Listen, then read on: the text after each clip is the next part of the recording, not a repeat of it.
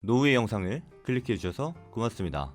지난 시간에 예고드린 대로 시계를 2018년으로 돌려보겠습니다. 그해 2월 17일 대만에서는 펀 샤오잉이라는 한 홍콩인 여성이 살해당하는 사건이 벌어집니다. 범인은 그녀의 남자친구였던 홍콩인 청년 찬퉁카이. 원인은 단순한 치정 문제였죠. 여튼 이 개만도 못한 놈은 시신을 유기하고는 부랴부랴 홍콩으로 도망칩니다. 그리고 이 치정극이 아이러니하게도 무려 1년이 훌쩍 넘게 진행되고 있는 홍콩 민주화 시위의 시발점이 되어버렸죠. 이 모든 과정을 이해하려면 먼저 범죄인 인도 조약이 무엇인지부터 알아야 합니다. 범죄인 인도 조약은 말 그대로 두 나라가 서로 죄 지은 인간들을 인도할 수 있도록 하는 조약입니다. 한국과 홍콩을 예로 들어보죠. 만약 A라는 홍콩인이 대한민국 영토에서 범죄를 저지르고 홍콩으로 튀었다고 합시다. A는 배째라식으로 나오면서 홍콩에 버팅입니다. 하지만 홍콩 당국은 A를 한국에 인도해 주어야만 합니다. 왜냐하면 한국과 홍콩 사이에는 범죄인 인도 조약이 체결되어 있기 때문이죠. 반대의 경우도 마찬가지입니다. 그런데 홍콩과 대만 사이에는 이 범죄인 인도 조약이 서로 체결되어 있지 않았습니다. 여기서 문제가 발생합니다. 입장 바꿔 생각해 봅시다. 우리나라에서는 어떤 사람을 잔혹하게 살해하고 지네 나라로 튄 외국인이 있는데 이 인간을 데려올 수 있는 어떤 방법도 없다면 당연히 속이 부글부글 끓겠죠. 대만도 마찬가지였습니다. 37년형을 때릴 정도로 분노에 쌓였는데 어떻게 데려올 방도가 없었던 거죠. 이 틈을 타서 홍콩 정부가 슬쩍 나서기 시작합니다. 야, 조약 그까이 게 뭐가 중요하냐. 사법정의가 우선 아니겠어? 앞으로 우리가 판단해서 벌 받아야 할 놈이면 응당 보내줄게. 얼핏 들으면 뭐가 문제인지 싶으실 겁니다. 어떻게 보면 당연한 거죠.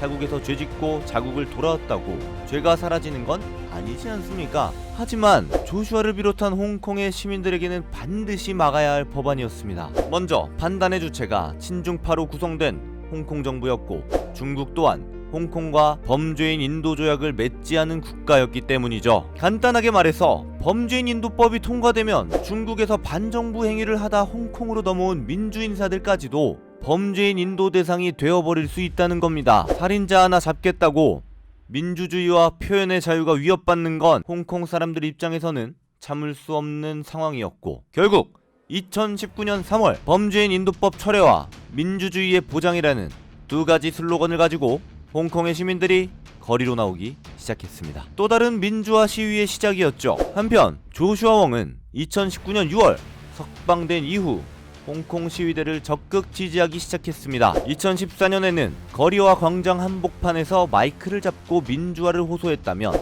이번에는 조금 달랐죠. 세계적으로 정치적인 영향력이 커진 만큼 조슈아는 해외 국가들을 적극적으로 끌어들이기 시작합니다. 미국 워싱턴 국회의사당에서 홍콩 시위를 중국과의 무역 협상 카드로 써야 한다고 주장하는 한편 독일의 하이코 마스 외무장관과는 단독 회견까지 하면서 홍콩의 엄중한 상황에 대해 관심을 가져줄 것을 촉구하기도 했습니다. 시위 참여자가 100만 명이 넘어가는 등 도무지 분노가 사그라들 기미가 안 보이자 2019년 9월 홍콩의 캐리람 행정장관은 범죄인 인도법 도입 계획을 공식적으로 철회합니다. 그럼에도 불구하고 홍콩 시민들은 여전히 화나 있었죠. 왜냐하면 우선 경찰의 무차별적인 탄압과 과잉 진압으로 감정이 올라올 대로 올라온 상태였고 범죄인 인도법만 보류되었다 할 뿐이지 아직까지도 중국의 내정 간섭이 완전히 사라진 건 아니었으니까요. 이후로도 크고 작은 시위가 이어졌고 조슈아는 선거 출마를 시도하는 등 홍콩의 정치 지형을 바꾸기 위한 여러가지 노력이 이어졌습니다. 그러나 우한에서 시작된 코로나19가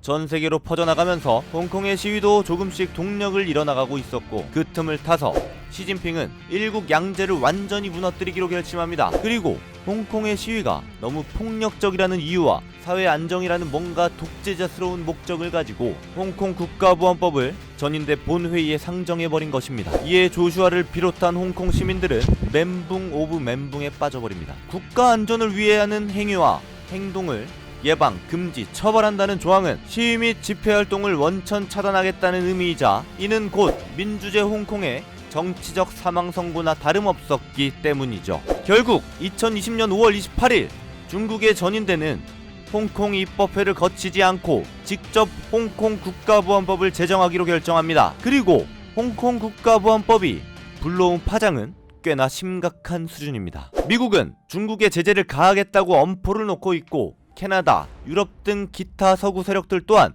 한마음 한뜻으로 중국을 비난하고 있죠. 대만의 차이잉원 총통은 홍콩 이민자들을 적극 수용하겠다 밝힌 한편 아시아 금융 허브로서 홍콩의 지위도 유례가 없을 정도로 흔들리고 있습니다. 조슈아 웡은 트위터를 비롯하여 다양한 SNS 활동을 통해 홍콩의 위기를 알리기 위해 노력했습니다. 우리나라의 정치인들에게도 홍콩을 지지해줄 것을 호소하기도 했죠. 40년 전 광주와 지금의 홍콩을 비교하면서 말이죠. 그는 오늘의 한국이 내일의 홍콩이 되길 소원하고 있습니다. 하지만 안타깝게도 조슈아의 소원이 이루어질 가능성은 점점 희미해지고 있습니다. 지난 6월 30일 전인대 상무위원회의 만장일치로 홍콩 보안법이 공식 통과되었기 때문이죠. 이에 조슈아 웡은 데모시스토 비서장 자리에 물러나서 탈당하겠다고 발표합니다. 아마 신변의 위협을 느껴서일 것으로 추측되는데요. 아무리 산전수전 다 겪었다고 해도 이제 소리 소문 없이 아무따 중국으로 끌려가도 방어해줄 법적 장치가 없습니다. 홍콩 보안법은 홍콩 기본법보다도 위에 있는 법이기 때문입니다.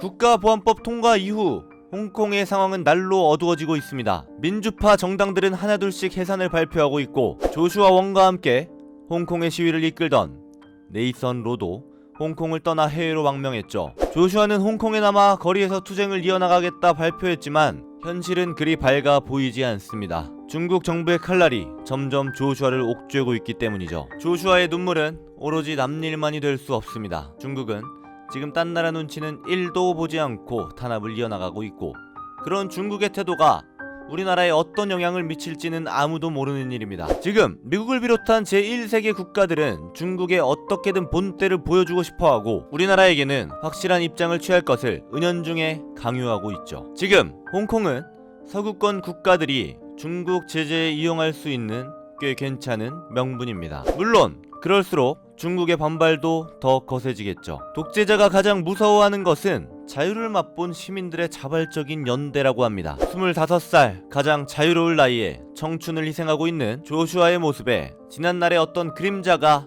겹쳐 보이는 건 아마 저희만의 생각은 아닐 거라 믿습니다. 조슈아 웡 17의 나이에 전 세계의 민주화의 아이콘으로 자리잡은 범상치 않은 청년. 오늘날 중국의 야욕과 그로 인해 벌어질 세계사적 사건을 미리 예고해주는 리빙의 스토리, 당신이 알아두면 좋을 첫 번째 인물이었습니다. 노후의 영상을 시청해주셔서 고맙습니다.